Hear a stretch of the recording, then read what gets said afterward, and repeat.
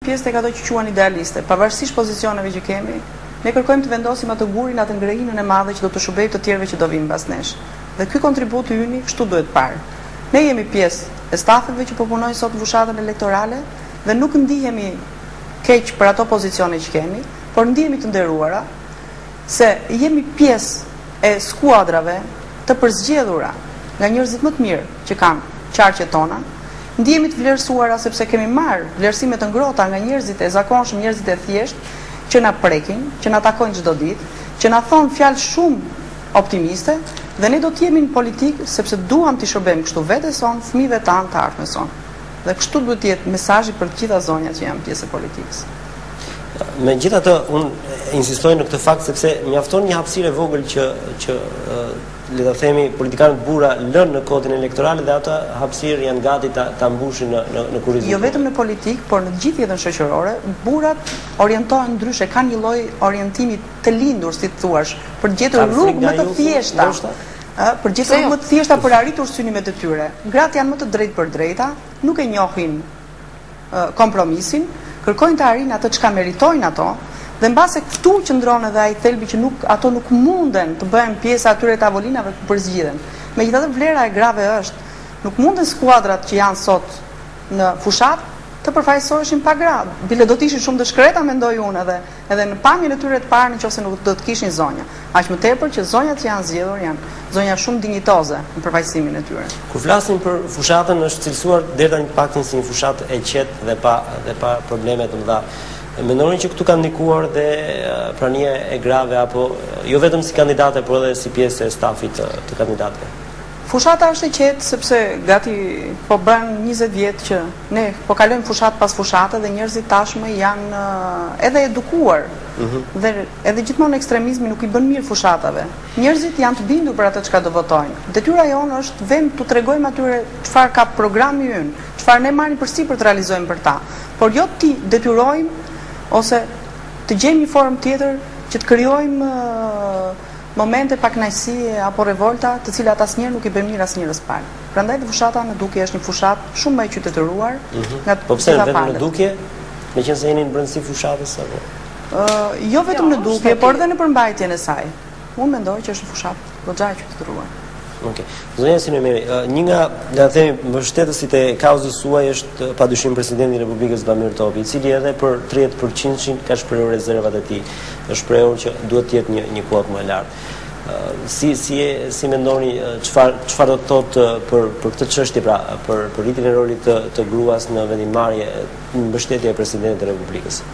Padyshim ne ndihemi tamam të vlerësuara që na mbështet zoti president, na mbështet ambasadori Withers, na ka mbështetur fuqishëm dhe është një përkrahëse e flaktë e çështjeve dhe të drejtave të grave bashortja e ambasadorit, zonja Mary Ruth Coleman, dhe ndihemi dhe na japin fuqi që ne të vazhdojmë punën tonë, të mos kënaqemi asnjëherë, por që qëndroj te kjo që gjithçka është arritje, gjithçka që kemi arritur deri tani është arritje dhe nuk them se është influenca vetëm e ndërkombëtarëve apo e politikanëve të lartë apo e presidentit, por është ndërgjegjësuar klasa politike, është ndërgjegjësuar shoqëria shqiptare, që të gjitha bashkë janë harmonizuar dhe u arrit që u miratua kodi zgjedhor, u arrit që gratë të përfshihen në lista.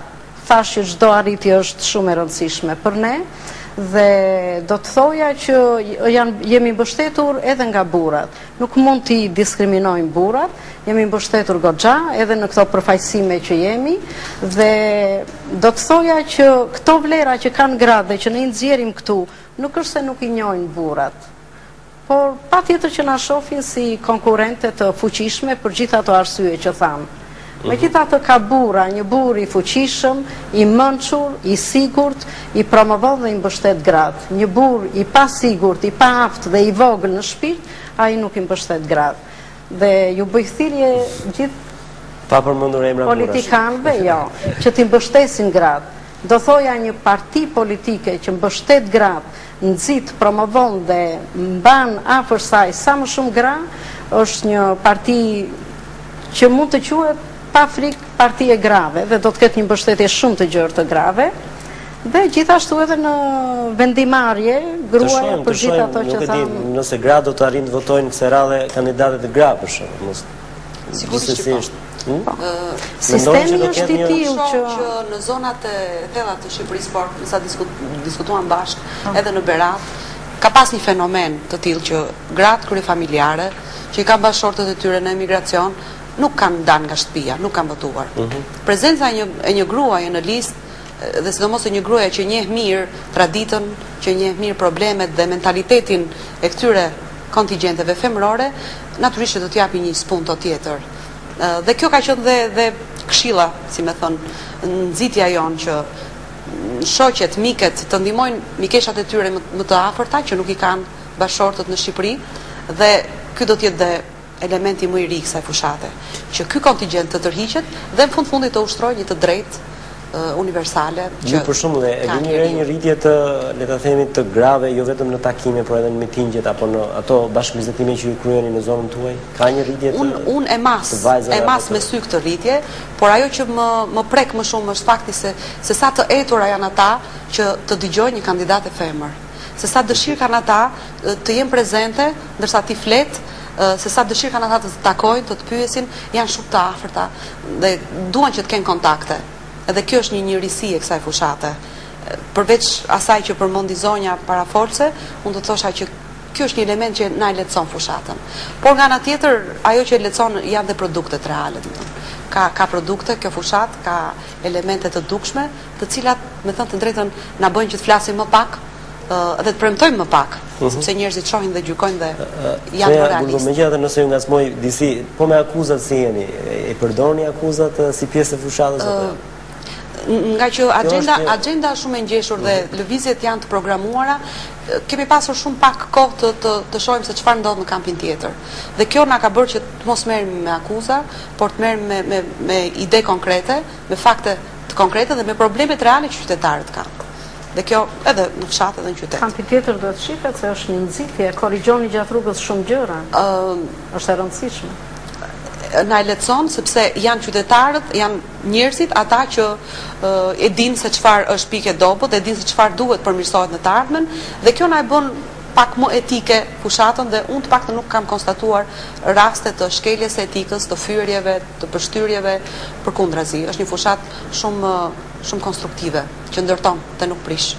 Zonja Zylftari, për këtë temë? Thosha që në fakt marrëdhënia me votueset femra është shumë e drejtë për drejtë, kur ajo që shkon atje është një kandidate grua, sepse që në momentin që ti merr përsipër të ndërtosh një marrëdhënie njerëzore dhe në bisedimin me të duke i treguar historinë e jetës tënde, duke biseduar për fëmijët, për problemet familjare, ti bëhesh shumë e besueshme dhe e pranueshme, sepse ajo tek figura ime dhe e shoqeve të mia shikon një grua që ka qenë dikur si ajo, një grua që ka rritur fëmijë, që është marrë me familjen e saj, dhe në momentin që kjo grua ka lënë pikërisht këtë pjesë të familjes për t'u angazhuar në politik, i jep një përmas tjetër si njeri, dhe pikërisht kjo sfidë që kjo grua bën duke ja kërkuar dhe këtë votuesve, sidomos votueseve gra, i bën ato që t'jenë të nderuara dhe të respektuara dhe të besohen shumë.